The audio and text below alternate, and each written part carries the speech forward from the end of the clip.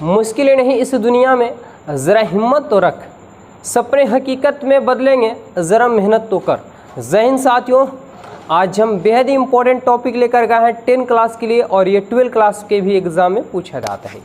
सवाल है फिजिक्स का है, गोलीय दर्पण के लिए या अवतल दर्पण के लिए प्रमाणित करें यानी सिद्ध करें कि F बराबर R/2। और ये ऐसे सवाल है जो बार बार आपको एग्जाम में पूछे जाते हैं। और चलिए आज हम बेहतर कॉन्सेप्ट लाजवाब तरीके से बताएंगे, रटने की ज़रूरत नहीं पड़ेगी। तो सवाल क्या है कि गोलीय दर्पण बोलिए या अवतल चल लेते हैं। अवतल दर्पण के लिए, अवतल दर्पण गोलीय दर्पण के लिए प्रमाणित करे कि या सिद्ध करे कि F बराबर R/2 होता है। कैसे बनेगा, बस धैर्य बनाए रखिए। रटने की सलाह हम नहीं देते हैं विद्यार्थियों को, जो बताते हैं सीधा माइंड में जाता है। कैसे देखते जाइए। तो क्या लिए गोलीय दर्पण बोले या अवतल दर्पण के लिए बोले। चलिए तो हम एक सबसे पहले हम अवतल दर्पण है तो एक हम अवतल दर्पण बना लेते हैं। ठीक है, अवतल बाहर से क्या करते थे, रज्जित कर देते हैं। ध्यान से समझिएगा विद्यार्थियों दोस्तों, नहीं तो फिर एक कन्फ्यूजन आपको होता रहेगा, है ना दोस्तों। चलिए तो ये जो हमारा सबसे पहले ऐसे करते हैं कि B और इसे B' मान लेते हैं। ये हमारा गोलीय दर्पण हो गया यानी अवतल दर्पण हो गया। ये नाम देते हैं अक्ष का, तो X, चलिए X', कोई दिक्कत नहीं। ध्रुव क्या होता है, P होता है। तो ध्रुव और बीच में जो होता है से आपका क्या होता है, केंद्र होता है। केंद्र को किससे सूचित करते हैं, तो C से करते हैं। दोनों के बीच में क्या होता है, F होता है। ठीक है, F कर दिए। अब यहाँ से हम क्या करेंगे, तो एक प्रकाश गुजरेगा। देखिए एक प्रकाश परिवर्तित होगा। A बिंदु से प्रकाश जा रहा है जो दर्पण से टकरा करके कहाँ से लौट जाता है, तो फोकस से होकर के लौट जाती है। ठीक है, एक अपने मन से क्या करना है, एक अभिलंब डाल देना है। चलिए ये हमारा लौट रहा था, ये जा रहा है, ये लौट रहा है। तो जाता है आपतित किरण, इसे I से सूचित करते हैं, और जो निकलता है परिवर्तित किरण R हो गया। और ये आप लोग एकांतर कोण देख रहे होंगे, ये और ये दोनों एकांतर कोण होने के कारण क्या होते हैं, बराबर होते हैं। तो यहाँ I है तो यहाँ भी क्या हो जाएगा, I हो जाएगा। बस यही था आप लोग का, है ना। समझ में आ गया होगा फिगर। क्या किए कि एक गोलीय दर्पण अवतल दर्पण बना लिए। चलिए ये हमारा P हो गया, ये B है, इसे B कर लिए तो B' कर लेते हैं। आपको C यानी जो केंद्र में होता है C होता है वक्रता केंद्री, इन दोनों के बीच में F होता है फोकस दूरी।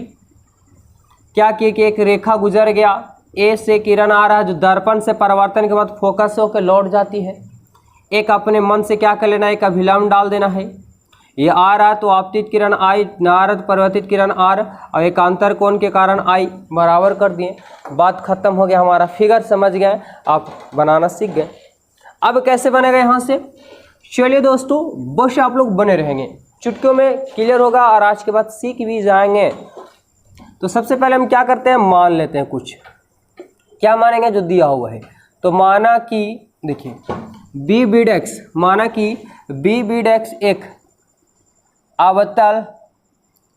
अवतल दर्पण है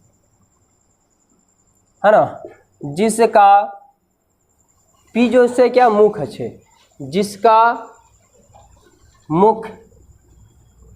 मुख्य अक्ष है P बिंदु तथा वक्रता त्रिज्या C, वक्रता त्रिज्या R एवं फोकस दूरी F है। ये तो हमारा कंप्लीट। यहाँ तक आप फिगर से लिख सकते हैं कि माना कि B' एक अवतल दर्पण है, ठीक है, तथा P जो ध्रुव है और वक्रता त्रिज्या R है और फोकस दूरी F है। अब यहाँ से चलेंगे तो देख रहे होंगे दोस्तों क्या कि यहाँ से किरण जा रहा है दर्पण पे और दर्पण से टकरा के फोकस पे आ जा रहा है। तो थोड़ा सा लिख देंगे, क्या दिक्कत है। फिर से कि AB एक आपतित किरण है जो दर्पण से परावर्तन के बाद फोकस से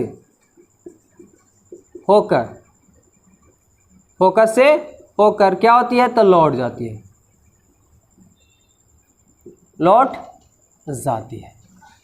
कंप्लीट। माना कि एक आपतित किरण है जो दर्पण से परावर्तन के बाद क्या होती है, फोकस होकर के लौट जाती है। और यहाँ पे देख रहे होंगे कि CB जो है से B पे क्या अभिलंब है, CB रेखा जो है से B पे क्या अभिलंब, बीच में खींचा हुआ है, तो बीच में खींचा तो अभिलंब कहलाता है। तो यहाँ लिख देंगे कि CB रेखा B बिंदु पर क्या है, तो अभिलंब है, अभिलंब है। अब जरा हमें बताइए आप लोग कि दर्पण से परावर्तन के बाद क्या हो गया, एक फोकस लौट गया, बीच में अभिलंब हो गया। तो जब अभिलंब हो गया तो ये हमारा क्या आ जाता है, परावर्तन के नियम चलाता है, ठीक है ना। तो CB रेखा B बिंदु पर क्या अभिलंब है, तो अभिलंब हो गया, तो हमारा अब चला है क्या चीज, परावर्तन के नियम से चलेंगे, परावर्तन के नियम से, ठीक है। थोड़ा सा हम दर्शाते हैं, देखिएगा। परावर्तन के नियम से पढ़ेंगे आप लोग क्या कि आपतन कोण बराबर क्या होता है, तो परावर्तन कोण, आपतन कोण बराबर परावर्तन कोण, यही ना होता है दोस्तों। तो आपतन कोण मतलब I और परावर्तन कोण मतलब R, तो ये कोणवा जो है आपस में क्या है, बराबर है। मतलब है क्या, तो कोण A B और क्या हो गया C, देखिए कोण A B और C क्या बन रहा है, तो I बन रहा है आपतन कोण। चलिए परावर्तन कोण बराबर करना है, R बराबर करना है, तो देखिए यहाँ से F B C लिख सकते हैं या C B F भी लिख सकते हैं। क्या हो जाएगा, C B F, यानी इधर I यहाँ R, दोनों आपस में क्या हो गए, बराबर हो गए। अब ये दोनों तो हमें बराबर हो गया, चलिए इसे भी हम बराबर करते। देखिए ये और ये दोनों आपस में क्या है, बराबर है। क्यों, क्योंकि एकांतर कोण होने के कारण। मतलब दोस्तों हम लिख सकते हैं यहाँ पे, क्या लिख सकते हैं, देखिए कि A B और क्या C, A B और C बराबर, तो A B C मतलब जिस पे कोण बनता है उसे बीच में रखते हैं, तो बीचों में I बना तो I दे दिए। यहाँ पे अब इसको बराबर करना तो यहाँ से ले चलते हैं, B C F, क्या कर लिए कि B C और F बराबर है किसके कारण, तो एकांतर कोण के कारण। अब जरा देखिए हमें कि तीनों का तीनों ABC तो ABC और BCF, तो आप बताइए कि CBF भी आप ABC के स्थान पर लिख सकते हैं। मतलब क्या कि कोण ABC और कोण CBF और कोण क्या हो गया, BCF, तीनों आपस में क्या हो गया, बराबर हो गया।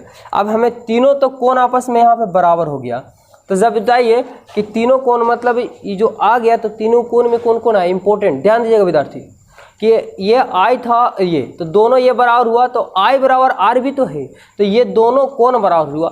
जब एक त्रिभुज में दो कोण या दो भुजा आपस में बराबर होते हैं तो समद्विबाहु त्रिभुज का रूप ले लेता है। तब हमारा ये हो गया, हमारा क्या चीज हो गया, देखिए तब ये भी कोण है, ये दोनों आपस में बराबर हो गया तो समद्विबाहु हो गया। तो त्रिभुज BCF, क्या BCF एक क्या हो गया, तो समद्विबाहु त्रिभुज है, ठीक है। इसलिए BCF क्या हो गया, एक समद्विबाहु त्रिभुज हो गया, क्योंकि दो कोण आपस में बराबर हो गया, तो दो कोण यहाँ बराबर कर दिए, तो दो कोण बराबर होते समद्विबाहु त्रिभुज। समद्विबाहु, सम मतलब बराबर, द्वि मतलब दो को, बहु मतलब भुजा, जिसकी दो भुजा आपस में बराबर होती है, दो कोण बराबर होता है, समद्विबाहु त्रिभुज कहलाता है। अब जरा बताइए कि समद्विबाहु त्रिभुज में दो भुजा आपस में क्या होते हैं, बराबर होते हैं। तो चलिए दो भुजा आपस में क्या करते हैं, बराबर, तो CF जो हुआ FB के आपस में क्या कर दिए, बराबर कर दिए।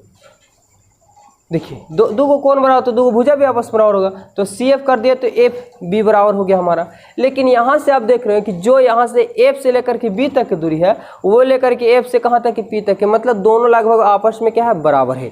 तो यहाँ पे एक लिखना पड़ेगा आपको, क्या कि B से P की दूरी, B से कहाँ, P की दूरी लगभग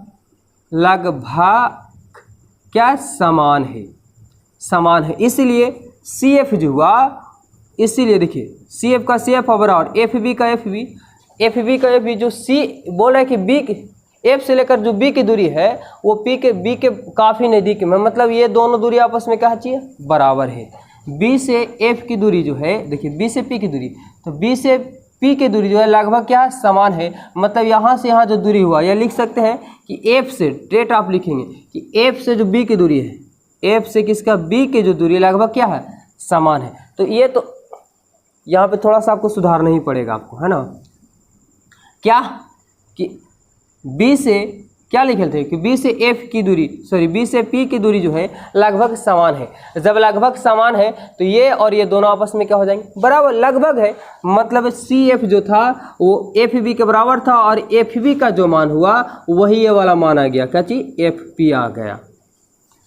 यहाँ तक तो कंप्लीट हमारा आंसर हाजिर है। कैसे हाजिर है देख लीजिए। इसीलिए अब आप लिख सकते हैं पी सी बराबर, तो पी सी बराबर आप लिख सकते हैं कि C F plus C F और प्लस क्या लिख सकते हैं, एफ पी। ठीक है। अब देखिए हमें लाना क्या कि एफ बराबर आर बटा 2 लाना है, तो कैसे आवेगा। अब जरा बताइए कि ध्रुव से लेकर के एफ के बीच की दूरी को फोकस दूरी कहते हैं। फोकस दूरी को एफ से सूचित किया जाता है, यही पढ़े होंगे आप लोग। और पी से लेकर के वक्रता केंद्र की दूरी को वक्रता त्रिज्या कहते हैं। वक्रता त्रिज्या को आर से सूचित किया जाता है, तो पीसी को हम वक्रता त्रिज्या बोलते हैं। अच्छा, इसमें पी एफ, तो पी एफ तो ध्रुव से लेकर के एफ की दूरी को फोकस दूरी कहते हैं, तो एफ हो गया।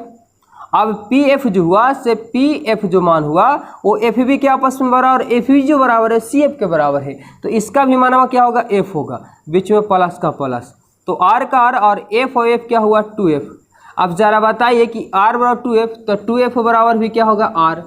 जब f निकालेंगे तो आर गुना का उल्टा भागा 2। यही तो हमें सिद्ध करना था दोस्तों।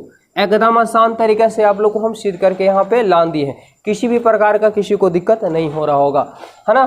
तो उम्मीद करते हैं कि बहुत ही लाजवाब तरीके से आप लोगों को समझ में आया है।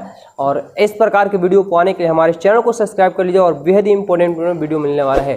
तो मिलेगा, और चैनल को अगर सब्सक्राइब अभी तक नहीं किया तो सब्सक्राइब कर लीजिएगा, है ना। सभी को जय हिंद। मिलते हैं नेक्स्ट